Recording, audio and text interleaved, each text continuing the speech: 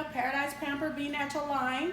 As I told you guys within the first video that I was actually breaking down natural products versus the chemical products, that at the end of that video I would be doing another video to where I was going to show you guys, going to give you guys a little treat rather, and show you guys how to make a homemade pomade, or as you guys call it, some people call it hair grease. So I call it hair grease, but you know, some people know it as pomade. So these are some of the things that you're going to need, and just know that you guys don't have to use the same ingredients that I'm using. These are just my ingredients that I choose to use. So the first thing, this is the key factor of pomade, which is the beeswax. I'm using yellow beeswax today, pellets, but you can also get the clear beeswax pellets. This is Mary Tyler Naturals Organic Beeswax.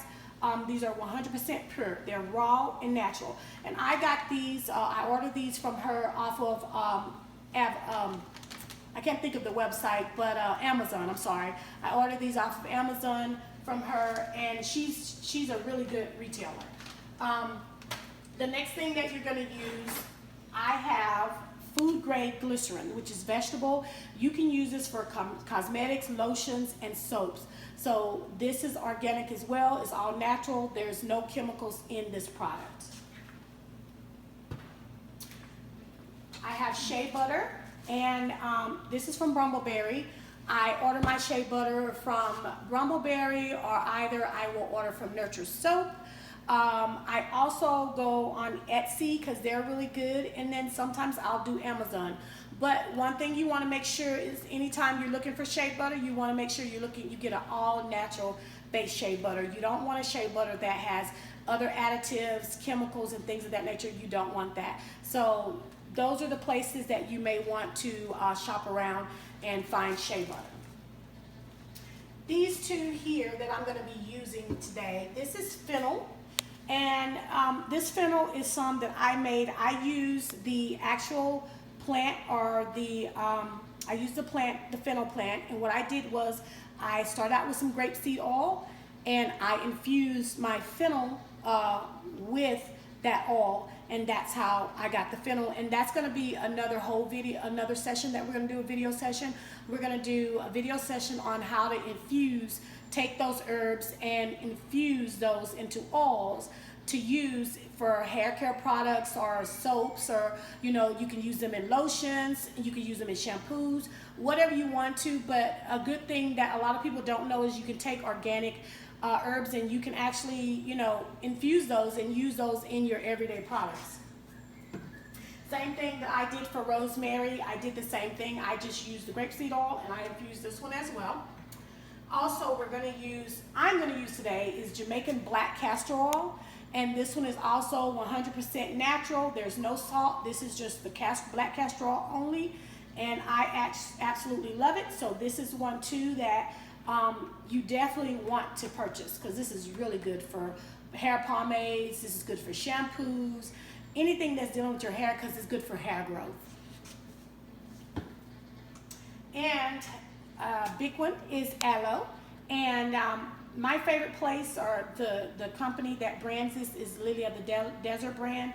This is one of my favorite, and as you can see, it has the certified organic stamp at the bottom of this, so you can see that it is organic, and that's one of the reasons why I love this Lily of the Desert. It is very, very good aloe. If I didn't have this, I would get the aloe plant from the ground itself, because you want to keep your products as natural and pure as possible.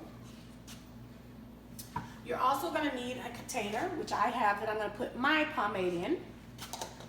You're also going to need a spatula and a bowl. You're going to need some measuring spoons and possibly need some measuring cups, but I just wanted to make sure I had them on hand just in case. I'm going to turn my water back on. We're going to go ahead and get started. I already have put 2 tablespoons, which is 15 milliliters of beeswax pellets in this pot here. So I'm going to add a couple of more. So I'm going to add a couple of 4 in all of the pellets. So 4 tablespoons, 15 milliliters of your beeswax pellets. and I'll set those to the side. And the next thing that I'm going to use, once that melts down, and as you can see, if you'll come closer and get a picture of the pot here inside, as you can see, the pellets are actually melting pretty good here. So we're going to let those just melt. And then what we're going to do is once those have melted, I'm going to put in 3 to 4 tablespoons of shea butter. Sometimes I match them. I go like I put 4 of the tablespoons of beeswax. Sometimes I'll do the same with the shea. So I'm going to actually do today, I'm going to do 3 shea butters. And like I said, I'm just waiting for those to melt before I actually put this in here.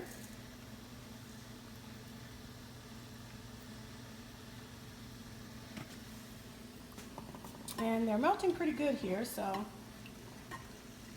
I'm just gonna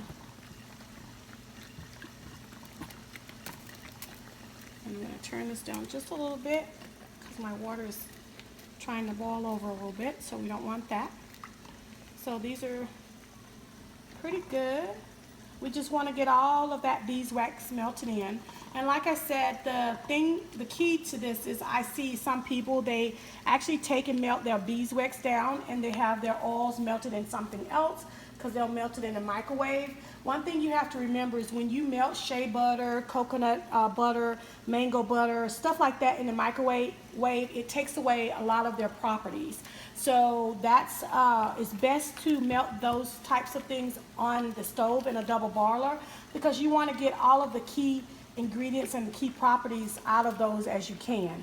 So that's one of the shea going in because our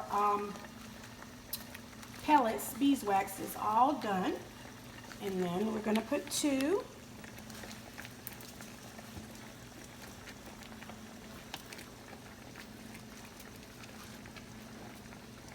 And we're going to put 3 of those. And that's going to be enough for the shea. So I put 3 tablespoons of shea butter into the 4 tablespoons of the beeswax pellets. And I'm just going to let that melt. And then we're going to go ahead and we're going to start with our castor oil. And with our castor oil, we're going to do 2 tablespoons of the castor oil. Once this is all done. So that's the thing, guys, is you just have to, know your products and know what you're putting in them. When you're making them at your own home or you're buying them from a natural product store, I mean, you know what's in them. I always tell people that if you see a product and you can't read, if you look at the ingredients and you've never heard of the ingredient and it's some long word and you don't know the name of that ingredient, then you need to look that ingredients up because 9 times out of 10, that is going to be a chemical. So you just need to really pay attention to the things that's in there.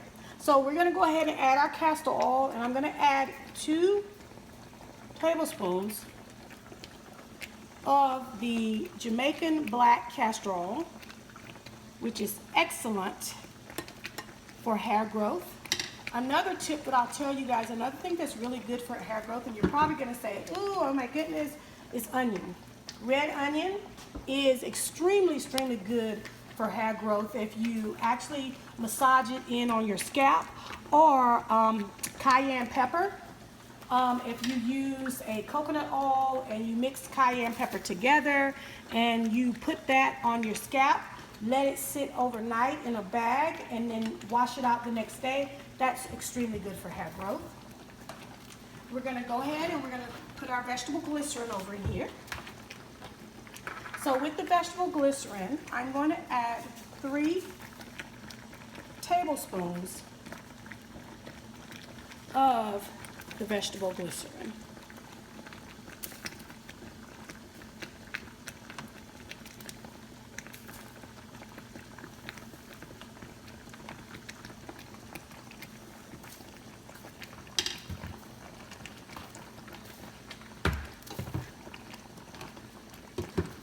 So like I said, you have to, you know, do your stuff to your liking. This is just what I do. This is to my liking. Okay. Okay. And then we're going to add 1 tablespoon of the fennel, which I'm in love with. I so love fennel. And if you can see how the oils are, because these oils are cold, they're not hot. And we're going to add 1 tablespoon of the rosemary.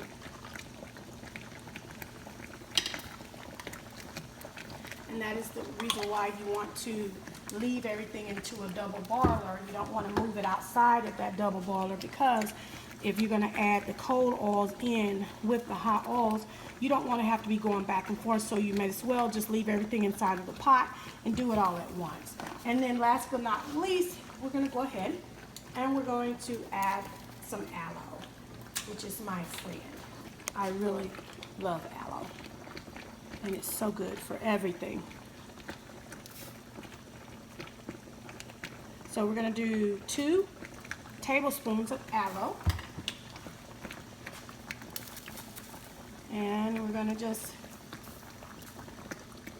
keep going and let that massage yourself around. And I'm going to turn my water down just a little bit more, because we're almost done with this pomade. And what we're going to do is, when we're done with this, we're actually going to just put it in our container. And then what you're going to do is you can let it sit out on your counter. You can put it in the fridge if you like, so that it can kind of draw itself up, and then it's going to get really kind of stiff. It's not going to be, I don't think it's going to be real stiff. Normally it's not, but it is going to get kind of stiff, because that's what your beeswax is for, is to stiffen it up.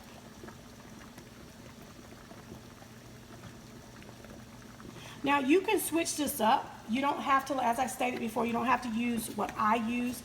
You can actually use oils that you like. Coconut oil is one that you could use in this. Olive oil is one that you could use.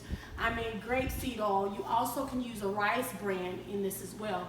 Anything that you do your research on and is good for your hair growth, is what you definitely want to use.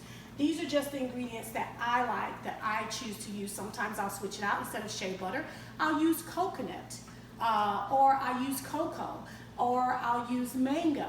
So you just have to decide what works for you. So it looks like everything is almost solidified here, or I'm sorry, liquefied. So let's see, because we want it to get to a solid state. So what we're going to do is I'm going to take this out, and as you can see, this has little notches on the side so that you can pour. And I'm actually going to just pop this in here, pour it, and this here is going to just sit. So I'm going to leave it sitting on the counter, and I'm just kind of trying to see how full it's getting. And then I'll leave it sitting here, and I'm actually going to pour this into another one here when I get it. But if you can see here on my counter, a few drops actually touch the counter. As you can see here, it's already, those drops solidified when they hit the counter. I'll take my glove off here so you guys can get a close-up. See, those drops all already solidified. So this is pretty much what you're going to have when this solidifies itself. And that is how you make your own hair grease or pomade. So this is the end of this segment, guys. I hope you have enjoyed it today. And we will be doing these video segments pretty much once or twice every other week.